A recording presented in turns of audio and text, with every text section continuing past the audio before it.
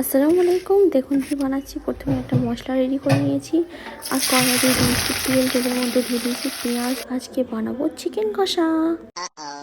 প্রথমেই যদি কারা কারা চিকেন ভালোবাসেন আমাকে অবশ্যই কমেন্ট করে জানাবেন।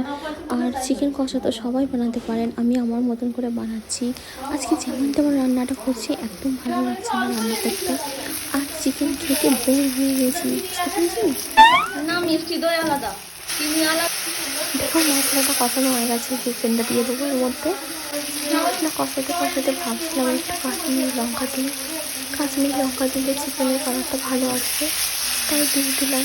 কী আর করবো, চিকেন রান্না সবাই ভালোবাসে, চিকেন রান্না করতে সবাই ভালোবাসে, খেতেও ভালোবাসে। দেখেছি আজকে ঠিক করে ভয় খবরও নিতে পারছি না। বৃষ্টি হতে হতে বৃষ্টি বন্ধ হয়ে গেলো। আমরা সবাই মিলে প্ল্যান করেছিলাম চিকেন কষা দিয়ে খিচুড়ি খাবো, ঠিকই তো এইটি কিন্তু চিকেন কষাটা করা আর সঙ্গে সঙ্গে বৃষ্টিটা বন্ধ হয়ে গেছে। আর ভালোই লাগছে না, চিকেন কষা খিচুড়ি সব কিছু বেকার হয়ে গেল। এমনি খেতে হবে, আর গরমও পড়েছে প্রচণ্ড। বৃষ্টির সাথে সাথে এইগুলো আমরা খাওয়াও করেছিলাম। দেখুন কত সুন্দর রেডি হয়ে গেছে। Thank you so much.